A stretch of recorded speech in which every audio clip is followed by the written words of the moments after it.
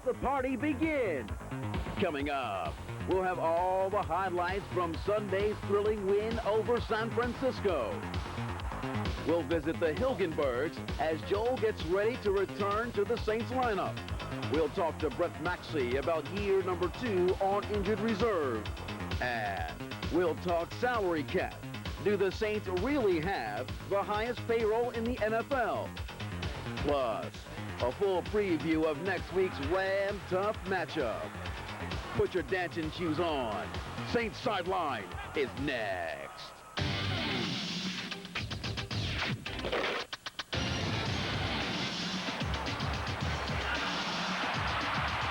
This is Saints Sideline. Hello, and thanks for joining us on Saints Sideline. I'm Ed Daniels. I'm Alexander Lorette. Ed, the Saints got a huge win Sunday. They're now 2 games up in the division, and they got what people are calling that monkey off their back. King Kong is a more apt description. I think the Saints finally can quit asking themselves, what if we would have beaten the 49ers? Maybe this is the year they get over the hump. Big win for the Saints, but it's early in the season, and it's a little too early to get too excited, we think. The Saints and 49ers will play again November 22nd on Monday Night Football. That one will be a war. The first battle went to the Saints Sunday as they won it 16-13. 1st and 10 at the Saints 15. Of course, the Niners would get a TD. I just wanted the opportunity to go back out. You know, the 49ers was driving down to win the ball game. You know, I thought they was going to score a touchdown personally. But they would get only 3. And a veteran quarterback who's marched others would do it again. Once in range, the field goal was a given. We just don't want to leave it up to Martin Anderson. You know, he can kick a 50-yarder. And, you know, after we didn't get it in, I just shook my head because I knew it would come back and hunt us. It's one of those ones where it could have been in the old format, and we were able to pull it out and win like we were supposed to. Same format, but the tape wouldn't lie.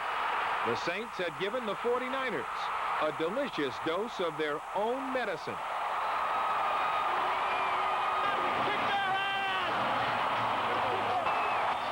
How sweet was the W? He was back. And the one at a time, all 16 are important, cliche-spewing head coach had to grab himself from getting too carried away. There's been so many disappointing losses to them, so close, right at the end, fight your head off for 60 minutes, and then, you know, see them come up with something to make a play to get it done. And today we were able to do that. And the fans are chanting, defense, defense, defense. No, John, it's woot, there it is. A KO. The challengers got the wily old champs. Boom! Boom! Boom! Body blow, knockout. It seems almost everyone in the Dome was expecting the 49ers to pull the game out, including San Francisco sports writers. Here's what they're saying. Ira Miller of the San Francisco Chronicle writes, "It was a little like reading a familiar old novel and then finding out someone had rewritten the ending. With time running out at the Superdome, the 49ers were driving for a potential winning touchdown against the Saints, something the 49ers had done often in the past. No one wearing a white jersey had the slightest doubt about what would happen next until the last minute. This time, the 49ers failed to score the winning touchdown. This time, after a clock-eating 7.5-minute drive, they settled instead for a tying field goal. And this time, the Saints drove the ball right back at them and won the game. Time will tell whether it was a passing of the guard in the NFC West or something much less. But this much was clear. The 49ers lost while playing conservatively on defense, something the Saints have done on offense in the past." The Saints now have the opportunity to head into the first off week at 5-0. The Saints, of course, the first 4-0 team in the NFL. The last game before the break comes Sunday in Los Angeles or in Anaheim. The Rams come into that game looking like a much improved football team. They did a number on bad boy Buddy Ryan and the Oilers in the Astrodome. Third quarter, Rams up by 1. Jim Everett, accused of not having much moxie, rolls out, finds Travis McNeil for the touchdown. L.A. 21-13.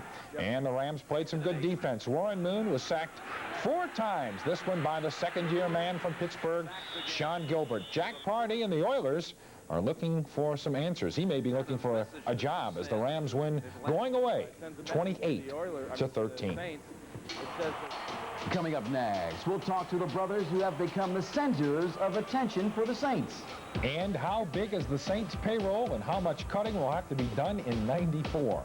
We'll talk salary cap when Saints Sideline continues.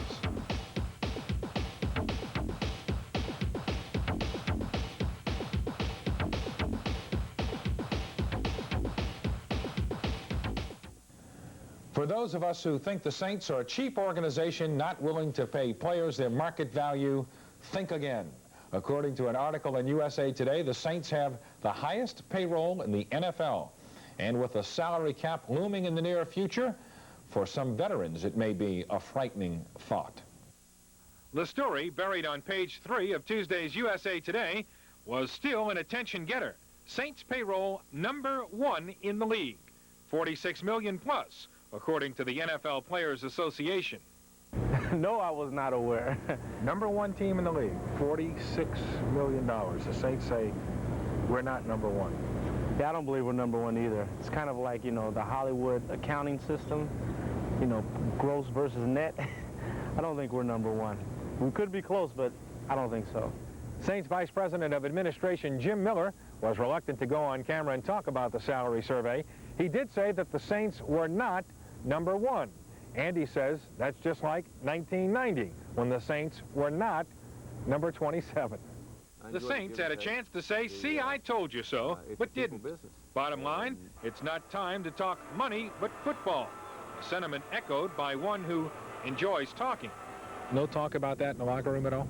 No, not at all. I mean, A, it's not true, and B, I think we'll probably focus a little bit more on the Niners than we are, you know, the payroll.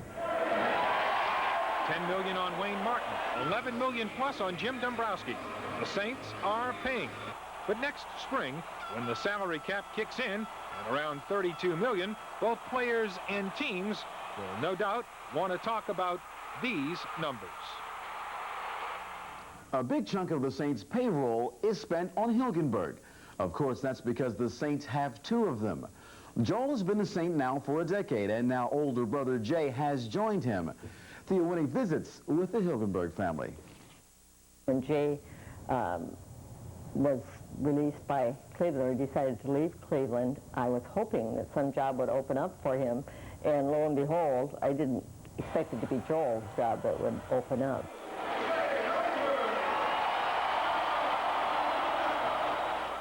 Maybe Mrs. Hilgenberg should have talked to this guy for some insight on the situation. Ricky Jackson came over to me on the sideline and said, you know, we're going to bring your brother in now, and you know, it just dawned on me that that'd be the perfect thing to do. And how does Jay feel about being his brother's keeper? I thought he could help me an awful lot in my playing, and also they're a contender, so that was a big reason. You know, I've been told that, you know, it's my position, and you know, Big Brother's just holding it, you know, until I get back. 2 brothers playing on the same team at the same time at the same position.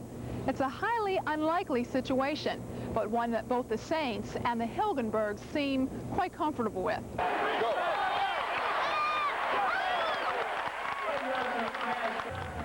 Well, it's great for us that we can make one trip and see both sons now. And it's great for us that we don't have to go to one place and watch them play against each other.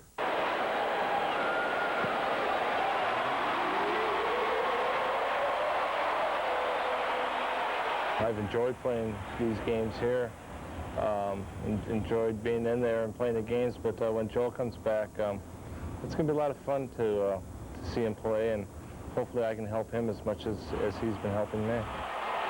I'm Thea Winick for Saints Sideline. Coming Coming up, we'll visit with injured Saint Brett Maxie. We'll talk about his second straight year on injured reserve when Saints Sideline continues.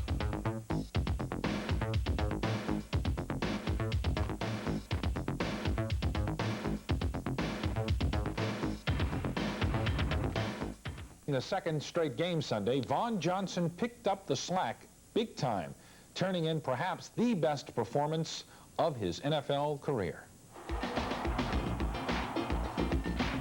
Vaughan Johnson had 13 tackles, 9 assists, and a trio of big plays. First quarter, Johnson strips the ball from John Taylor. Toi Cook recovers. The Saints get 3 points. In quarter 2, number 53 sacked Steve Young, forcing the 49ers into a 3rd and 18. Young then threw it to a Taylor, John's brother Keith. And in the 4th, Johnson hurried Young into an incompletion, forcing the tying field goal attempt. A couple situations, the defensive coordinator had me to spy him and to get in there and put pressure on him and stop him from running. I thought he did an excellent job of timing the calls, you know, making the calls at the right time. It paid off for us today. Vaughan Johnson and the rest of the defense are having to get it done without safety Brett Maxie. For the second year in a row, Maxie has been lost for the season with an injury, and number 39 is not happy about it. It's a shock. I mean, it's a blow to me mentally to work my tail off for 10 months and have it all go down the drain in one play, in one incident, in practice.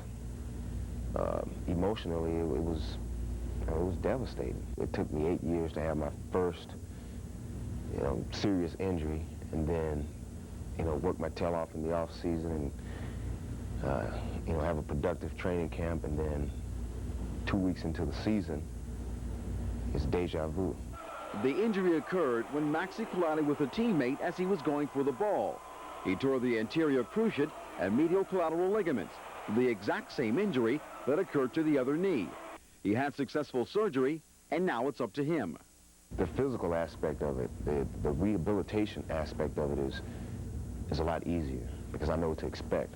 But the mental part of it is still kind of tough because it happened so soon. It happened so soon after my first injury. Maxie says this time rehab will be a lot easier since he's already gone through this once. The physical part of it is no problem because I know what to expect. I know that the time is going to take me. I can almost give you the days and exact of how long it's going to take me to start running again. I know that for a fact. So I won't be an impatient person. I can't look back at 12, 14 days ago and think like I did 14 days ago. Because if I do, that's less time I have to come back. My time is dwindling. I'm getting close to what I consider a glamorous career for myself. Buford Jordan will join us next. We'll go in depth into the game-winning drive when Saints Sideline continues.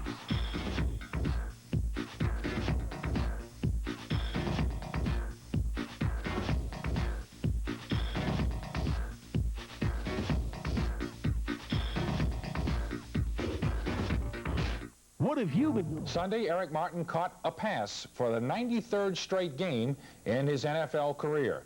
But it was the two that he didn't catch that had the Saints and the Superdome buzzing. Mr. Reliable, Eric Martin dropped 2 passes, both in the second quarter. The events left the Superdome crowd stunned. I was stunned personally. It was tough out there. I felt that I was going to be wide open on those routes that I dropped the ball, and I was ready to advance the ball upfield as quickly as possible. But, my mechanics failed me tonight. Martin still had 4 catches, 2 on the winning drive, including the 9-yard gain that set up Morton Anderson's game-winning field goal. Wade Wilson continues to answer his critics. Can he keep up this level of play?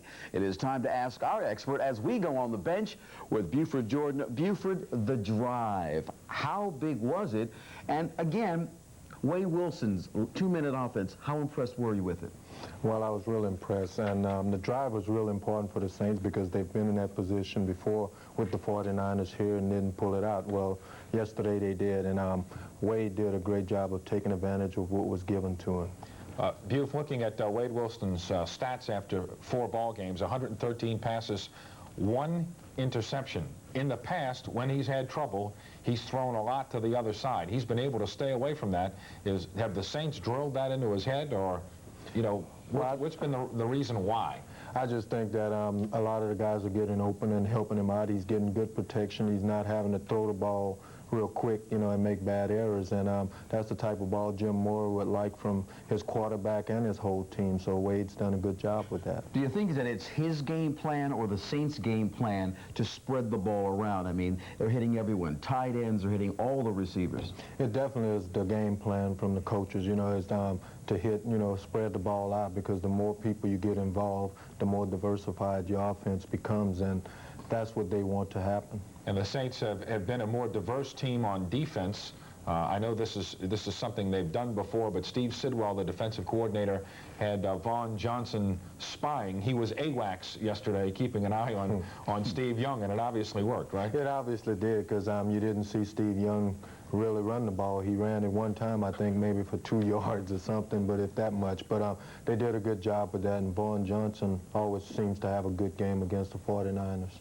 Naturally, New Orleans as a city will be euphoric this week, but I don't know, a long way to go in the season. The Saints know that. I asked Wade Wilson about getting over the hump. Here's what he had to say. We'll see how far we've come if we don't go out and stink the joint up next week. You know, if we have an emotional big win here at home and can come back and play at the same level on the road against another division opponent next week, then if we can do that, I think we've come a long way.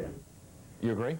I think he's right. You know, you come up and play against the Rams, who they always have tough here, like the 49ers, and beat them and then go and win on the road. It will be a definite long stride for them. Okay, let's look ahead to L.A. The Rams like to run the ball. Chuck Knox is in there. What can we do against this team?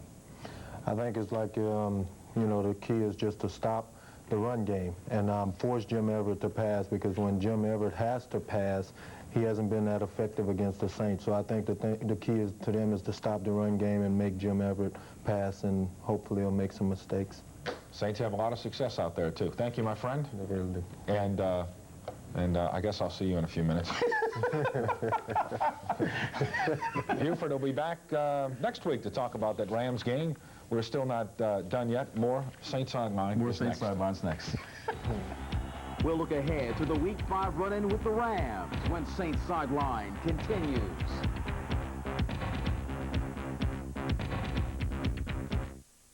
DMI New Orleans, the official travel company of the New Orleans Saints.